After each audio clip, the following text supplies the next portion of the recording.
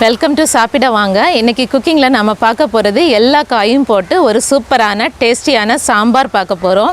இந்த சாம்பார் வந்துட்டு ரொம்ப டேஸ்டியாக இருக்கும். இதில் எல்லா காயும் சேர்றதுனால ரொம்ப சத்தானதும் கூட. ரொம்ப ஈஸியாக இந்த சாம்பாரை எப்படி பண்ணுறது அப்படின்னு நம்ம இன்றைக்கி பார்க்கலாம். வீடியோ ஸ்கிப் பண்ணாமல் கடைசி வரைக்கும் பாருங்கள். தொடர்ந்து நம்மளோட வீடியோஸ் பார்க்கணுன்னா நம்மளோட சேனல் சப்ஸ்கிரைப் பண்ணுங்கள். அதுக்கு பக்கத்தில் இருக்கிற பெல் ஐக்கான் கிளிக் பண்ணுங்கள்.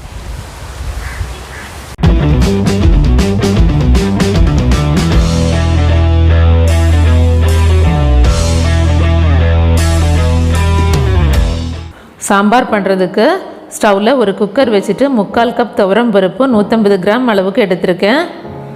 கூடவே கட் பண்ண 4 பச்சை மிளகாய், 6 பல் பூண்டு, கட் பண்ண சின்ன சைஸ் தக்காளி 1, 10 சின்ன வெங்காயம். இது கூடவே 2 கப் வாட்டர் 1/2 லிட்டர் அளவுக்கு ஊற்றிக்கோங்க பருப்பு வேக வைக்கிறதுக்காக. இது எல்லாத்தையும் சேர்த்ததுக்கப்புறமா குக்கர் க்ளோஸ் பண்ணிவிட்டு 4 விசில் விட்டுறலாம். இப்போது ஸ்டவ்வில் ஒரு பேன் வச்சுட்டு 3 டேபிள் ஸ்பூன் தேங்காய் எண்ணெய் ஊற்றிக்கோங்க.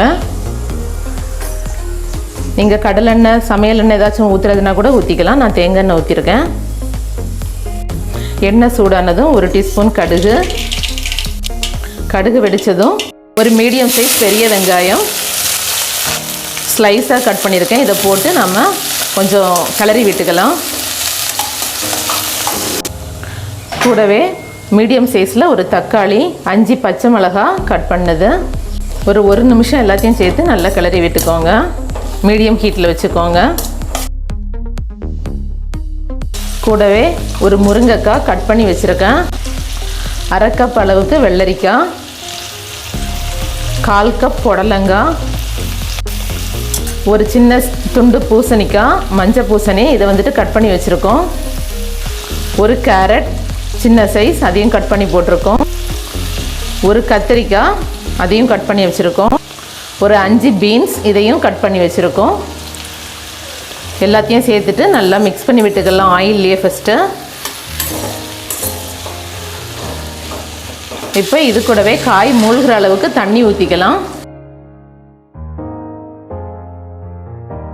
இது கூடவே 1/2 டீஸ்பூன் மஞ்சள் பொடி, காய் வேகிறதுக்காக ஒரு 3/4 டீஸ்பூன் உப்பு, எல்லாத்தையும் சேர்த்துட்டு நல்லா மிக்ஸ் பண்ணி விட்டுக்கலாம். இப்போ இதை மூடி வச்சுட்டு ஒரு 5 நிமிஷம் வேக விட்டுடலாம். காயெல்லாம் வேகட்டும். பருப்பை ஓப்பன் பண்ணிக்கலாம். கேஸ் நல்லா இறங்கிடுச்சு. இப்போ பருப்பை நல்லா கடைஞ்சி விட்டுக்கலாம். பருப்பு ஏற்கனவே நல்லா வெந்து தான் இருக்குது. லைட்டாக கடைஞ்சிங்கனாவே மசிஞ்சிரும். இப்போது கடைஞ்ச பருப்பு கூடவே 1/2 டீஸ்பூன் பெருங்காயத்தூள், 1 டீஸ்பூன் மிளகாய் பொடி, 1 டீஸ்பூன் மல்லித்தூள், 1/2 டீஸ்பூன் ஜீரகம் தூள், கூடவே 1/2 டீஸ்பூன் மிளகுத்தூள் எல்லாத்தையும் சேர்த்துட்டு நல்லா மிக்ஸ் பண்ணி விட்டுக்கலாம். மீடியம் ஃப்ளேமில் வச்சுக்கோங்க.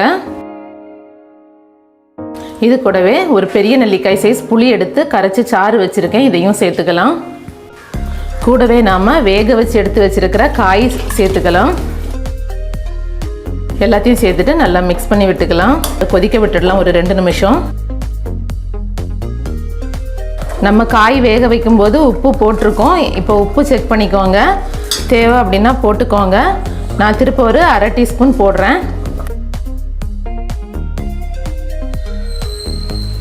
இப்போ தாளிக்கிறதுக்கு ஒரு பாத்திரம் வச்சுட்டு அதில் 2 டேபிள் ஸ்பூன் எண்ணெய் ஊற்றிக்கோங்க. எண்ணெய் சூடானதும் 1 டீஸ்பூன் கடுகு, 1 டீஸ்பூன் வெந்தயம், 1 டீஸ்பூன் உளுந்தப்பருப்பு, 2 சின்ன வெங்காயம் பொடியாக கட் பண்ணி சேர்த்துக்கோங்க. அது கூடவே கொஞ்சமாக கருவேப்பிலை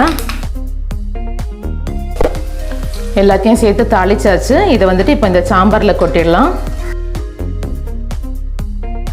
இப்போது இது கூடவே கொஞ்சமாக மல்லி இலை தூவி விட்டுக்கலாம். எல்லாத்தையும் சேர்த்துட்டு நல்லா மிக்ஸ் பண்ணி விட்டுக்கோங்க. சூப்பரான கன்னியாகுமரி ஸ்பெஷல் சாம்பார் ரெடி ஆயிடுச்சு.